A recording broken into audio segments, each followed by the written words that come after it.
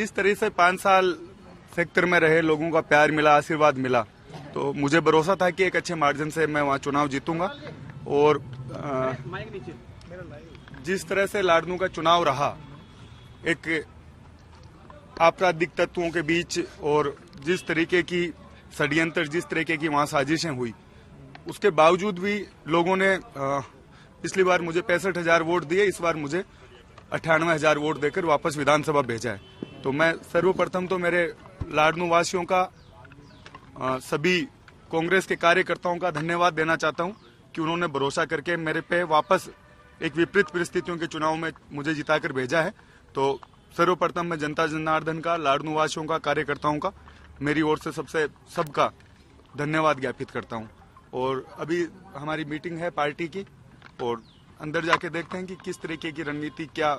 आगे का एजेंडा है, और उसके बाद आप लोगों को बताएंगे कि आगे की क्या रणनीति रहने वाली है, किस तरीके से आगे पार्टी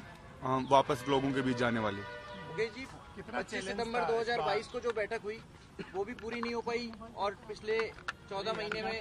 कांग्रेस बिना विधायक दल की बैठक के चली गई सरकार से। उम्मीद की जाए अब जो विधायक दल आएगा वो पार्टी आलाकमान के आदेश मानेगा? देखो, पार्टी आलाकमान की तो सबको माननी पड़ेगी, क्योंकि पार्टी आलाकमान ही है जो इस पार्टी को चला रहा है। और हम सब लोग, कोई भी ये गलत फहमी पाले, मुकेश बाखर पाले या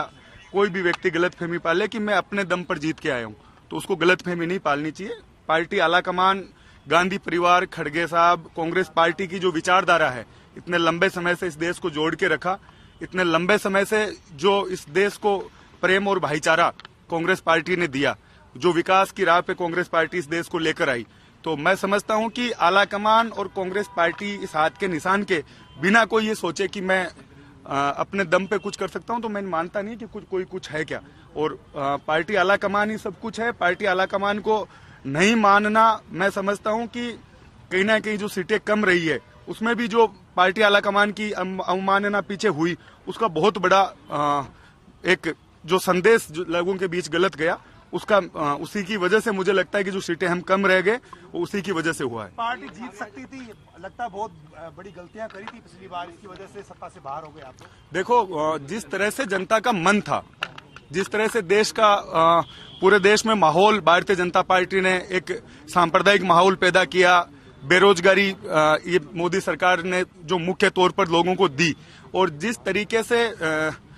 देश में बंटवारे की राजनीति हुई, उसके खिलाफ लोग खड़े हैं इस देश के और इस राजस्थान के। और अगर हम लोग थोड़ी मेहनत और करते, ठीक से चुनाव कंट्रोल करके सब लोगों को साथ लेकर चल पाते, तो मैं सोचता हूं कि सरकार में हम 100% आते, क्योंकि भारतीय जनता पार्टी की कोई लहर इस बार राजस्थान में नहीं थी। गलतियां कहां पर हुई?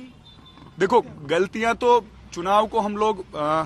किस व्यक्ति को जिस तरह से कैंपेन चला, उसमें कहीं ना कहीं कमियां रही। हम जिन लोगों को जनाधार था, उनको और ज्यादा हमें लोगों के बीच घुमाना चाहिए था, और ज्यादा मीटिंगें होती, और हम लोग चुनाव को कंट्रोल करके अगर चुनाव लड़ते, तो मैं समझता हूं कि और ज्यादा अच्छे नतीजे इस बार राजस्थान में आ सकते थे। और लेकिन फिर भी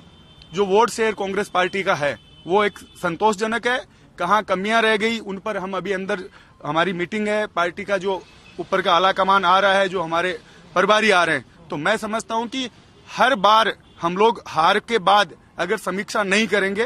तो चीजें पार्टी के लिए, सभी लोगों के लिए ठीक नहीं होगी। एक कारण ये भी बताया जा रहा है कि जो मुख्यमंत्री अशोक गहलोत और सचिन पायलट में दूरियां रही है सरकार बनने के बाद से, वो भी एक बड़ा कारण है। वो तो आलाकमान को और जो पार्टी के बड़े लोग हैं, उनको इस बात को समझकर, और मैं कह रहा हूं कि कहीं ना कहीं जो छोटी कमी रही, उसको दूर किया जाता, ठीक से कैंपेन को और धार दी जाती, तो मैं समझता हूं कि रिजल्ट